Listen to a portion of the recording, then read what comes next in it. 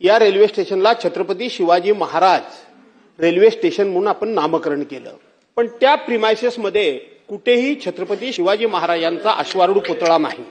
सन्माननीय अध्यक्ष महोदय, माननीय भास्करराव जाधवांच्या माध्यमातून या सभागृहाला मी सूचित करू इच्छितो की छत्रपती शिवाजी महाराज टर्मिनस म्हणजे जुनं विटी स्टेशन, आता छत्रपती शिवाजी महाराज टर्मिनस याचा एक अतिशय भव्य पुनर्विकासाचा प्रकल्प सुरू आहे।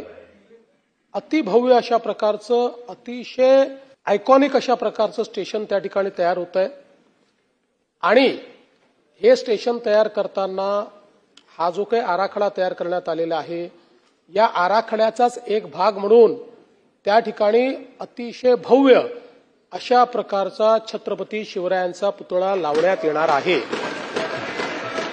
त्यामुळे कुठलाही प्रस्ताव करायची आवश्यकता नाही, ते केंद्र सरकारने विचारात घेऊनच त्याचं डिझाईन हे तयार केलेलं आहे।